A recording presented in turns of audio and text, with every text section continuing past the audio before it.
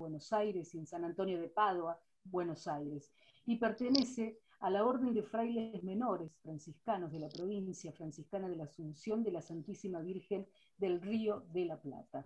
Emitió sus votos solemnes en la iglesia San Francisco de Catamarca un 18 de marzo de 1995, y en el año 97 recibió el orden del diaconado en Padua, Buenos Aires.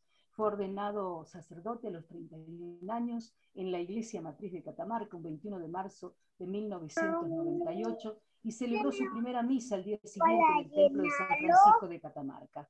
Desde el año 2000 ha trabajado como director de comunicaciones en la provincia franciscana de la Asunción, institución a la que pertenece, dirigiendo el boletín informativo Noticias, que es un órgano oficial de comunicación de la institución, publicando videos documentales sobre la vida de Fray Mamerto Esquiú y San Francisco Solano y del niño alcalde de La Rioja, colaborando con medios de comunicación nacionales e internacionales. Allá por el año 2001 ha realizado un curso de formación en Roma. En el año 2007 creó la Oficina de Comunicaciones de la Provincia Franciscana de la Asunción. En el 2009 se recibió como licenciado en Comunicación Social en la Universidad Nacional de La Rioja, haciendo su tesis sobre la comunicación en la Iglesia. En el 2012 terminó de cursar la licenciatura en Derecho Canónico en la Pontificia Universidad Católica de Buenos Aires. Y en el año 2016 publicó el libro Semblanza de los hermanos que nos precedieron, Necrología franciscana, y también los estatutos particulares de la provincia franciscana y varios artículos periodísticos en el diario El Independiente de La Rioja. Actualmente está en camino la publicación del libro Un catamarqueño a los altares, Fray Mamerto Esquiú, sus escritos, que es de su autoría.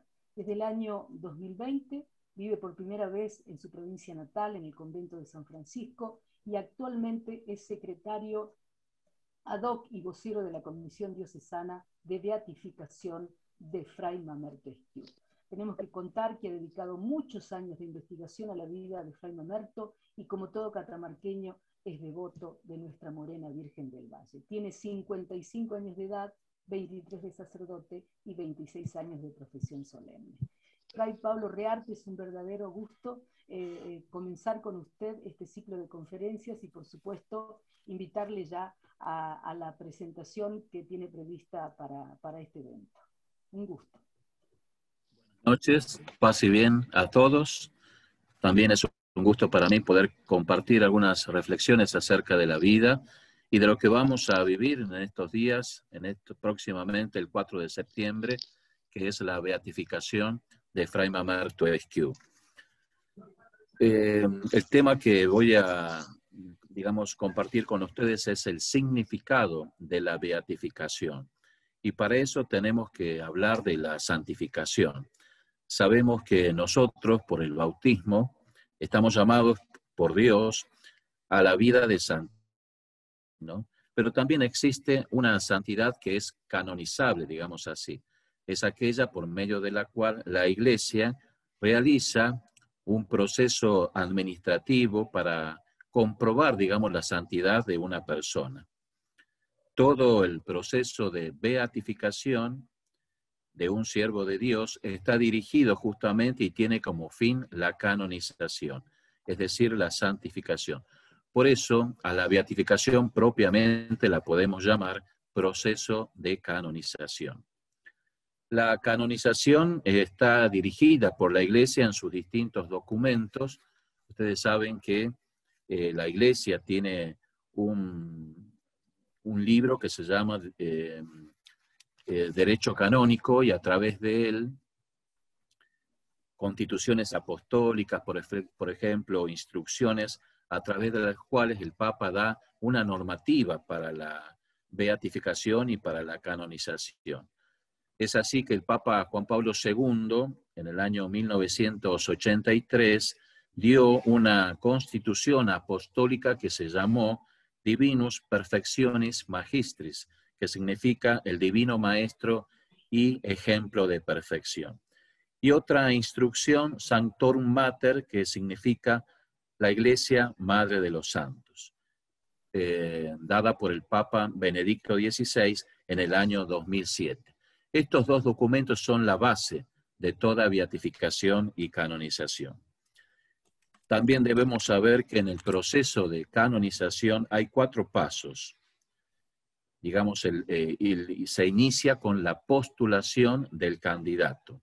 Estos pasos son siervo de Dios, venerable, beato y santo.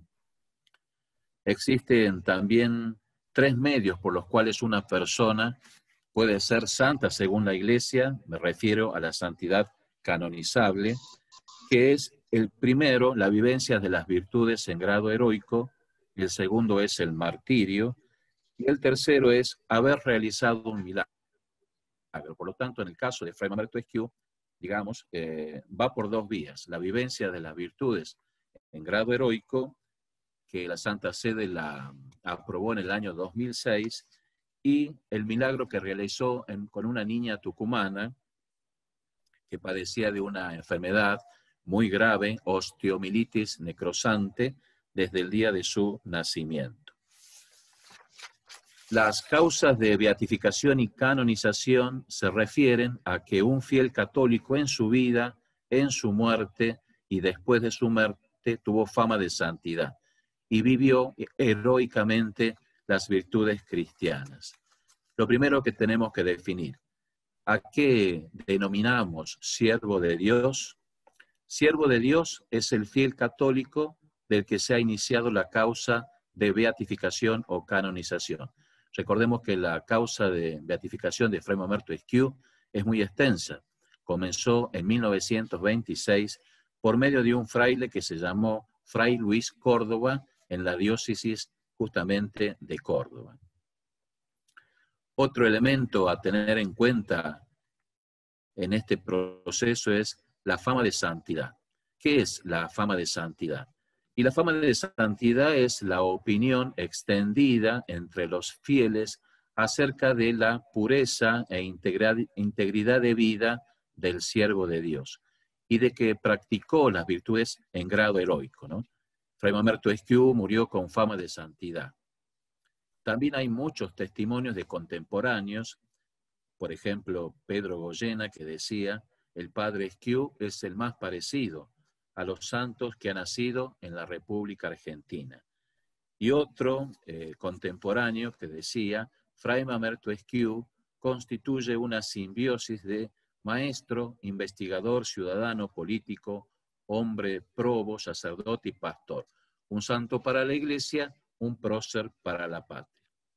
Además de la fama de santidad, la Iglesia pide la fama signorum, que significa que este hombre ha tenido, a través de las peticiones de los fieles, una intervención en su vida. Por eso se dice que es la opinión extendida entre los fieles acerca de las gracias y favores recibidos a través de la intercesión del siervo de Dios. Acá en Catamarca hay muchos testimonios, algunos escritos, otros orales, de los favores recibidos por Fray Mamerto Esquiú. Y hay muchos milagros, lo que pasa es que no se han comprobado científicamente. Pero eso significa la fama signorum, la fama de que a través de él se ha recibido alguna gracia. Cuando estaba el corazón de Fray Mamerto Esquiú acá hasta el año 2008, hay muchos testimonios y exvotos que la gente fue dejando, digamos, como testimonio de que Fray Mamerto Esquiú realizó una gracia particular.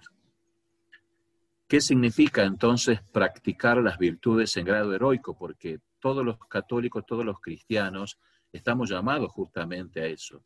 Pero esta palabra grado heroico significa que no se trata solamente del mero cumplimiento de los mandamientos o de vivir en gracia de Dios, sino que esta gracia se manifiesta en ellos de un modo sobreabundante. Y ellos lo viven con gozo y felicidad independientemente de las adversidades que puedan vivir. La heroicidad de las virtudes puede ser llamada también el esplendor de la santidad. En la vida de aquellos que siendo hombres como nosotros se transforman con mayor perfección en la imagen de Cristo. Y acá hay una cita bíblica que es la segunda carta a los Corintios 3:18, en la que dice, nosotros, en cambio, como hombres, se ve el rostro descubierto, reflejamos como en un espejo la gloria del Señor y somos transfigurados a su propia imagen con el esplendor cada vez más glorioso de la acción del Espíritu Santo. Es decir, la beatificación y la canonización significan asemejarse cada vez más a Cristo. Entre la beatificación, y aquí quisiera compararla con la canonización para que podamos entenderla, hay una distinción que es geográfica y litúrgica. ¿Qué es la beatificación en sí mismo? Esto que estamos viendo hoy. La beatificación es un acto por el cual la Iglesia permite que en ciertos lugares o para ciertas categorías de personas, un siervo de Dios sea honrado con un culto público, con el título de beato. Ahora, existe una limitación geográfica que es que se puede solamente referir a una diócesis, en este caso, la diócesis de Catamarca, a una provincia, a una región o a una nación, pero no excederse más allá. El culto puede extenderse a toda la Iglesia, pero no a nivel universal.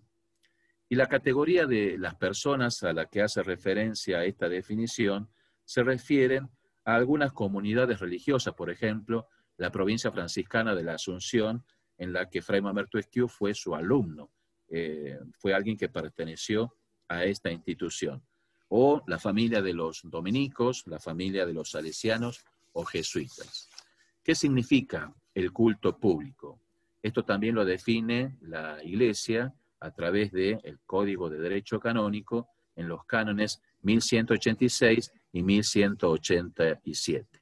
Nosotros sabemos por la catequesis de la Iglesia que los beatos y los santos, a ellos se les debe un culto que se llama de dulía o veneración, que se distingue del culto que nosotros le damos a Dios, que se llama latría o adoración, específicamente el culto que le damos en la Santa Misa, o en la adoración al Santísimo, o en la experiencia o vivencia de los demás sacramentos.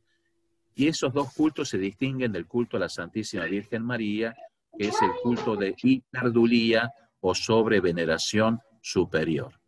En este sentido, la Iglesia distingue entre el culto a los beatos, a los santos, a la Santísima Virgen María y a Dios. Por eso se dice que solamente a Dios adoramos. Otra distinción es que a los beatos, gráficamente y también a través de las estatuas, se los representa con una aureola o rayos separados, y solamente a los santos y a la Santísima Virgen María con una corona. Un beato, por ejemplo, no puede ser titular de una iglesia sin indulto de la Santa Sede, pero sí el culto público implica que a ese beato ya se le pueden, por ejemplo, hacer procesiones, construir imágenes, estampas, altares, capillas, es decir, ya es un culto reservado a una localidad, a una provincia o una diócesis. Entonces, la beatificación, dice la Iglesia, es una declaración pública y solemne del Papa que lo hace a través de un decreto. De algún modo, la beatificación es el acto preparatorio de la canonización y una condición sine qua non de esta, ¿no? Por la beatificación, el culto público solo se permite, como decía, en forma limitada, en cuanto a actos, lugares y personas. También debemos decir que la beatificación está estrechamente vinculada y subordinada a la canonización. En definitiva, hay un único proceso de glorificación de los siervos de Dios, cuya primera fase es la beatificación, que culmina en la canonización. El decreto de beatificación es el mismo que el de canonización, que lo leerá el delegado papal en la ceremonia. Es decir, el reconocimiento de la santidad y la gloria de un siervo de Dios y el reconocimiento de que es digno de recibir ya el culto público. ¿Qué significa esta palabra beato? Esta palabra viene de un término latino que es beatus, que significa feliz. Quiere decir que Fray Mamerto Esquiú ya goza de la bienaventuranza eterna. Y yo les decía que quería comparar la beatificación con la canonización. La canonización también es algo público, solemne, pero es algo definitivo, que lo hace el Papa a través de una declaración infalible del magisterio, por el cual ya se afirma que este beato se encuentra entre los bienaventurados del cielo y ya puede estar, digamos, entre los elegidos, entre los santos, en el canon romano, ¿no? Por lo tanto, la canonización tiene una extensión mucho más amplia que la beatificación. Con la canonización ya le damos un culto público en toda la iglesia. Lo que para la beatificación es local, en una diócesis, con la canonización ya se da un culto público en toda la iglesia. Por eso es importante que a partir del día de la beatificación, cualquier milagro que suceda a partir del día de la beatificación se puede tener en cuenta para la canonización. Para la canonización, es decir, la santificación, también se necesita otro milagro y también hacer el mismo proceso de buscar los testigos, de hacer verificar, digamos, todo este proceso con médicos, con la Santa Sede a través de los abogados, de los cardenales, etc. Es importante el milagro que ocurrió en Córdoba, digamos con esta niña tucumana, porque la ciencia no tuvo explicación. La ciencia médica, a través de los médicos que analizaron el caso de esta niña tucumana, que padecía de osteomielitis necrosante, llegaron a la conclusión que no hay explicación científica a lo que sucedió ahí y solo se apela a la fe en Dios. Es muy importante esto que vamos a vivir, no solo para Catamarca, sino para Argentina todo, porque es el primer fraile beato, es el primer obispo beato y es el primer catamarqueño beato. Un ejemplo para todos de un hombre que tuvo múltiples servicios en la iglesia a nivel civil, y es un ejemplo de pastor también, ¿no? De pastor peregrino, de religioso, sacerdote franciscano. Bueno, por mi parte, esto es lo que quería compartir con ustedes.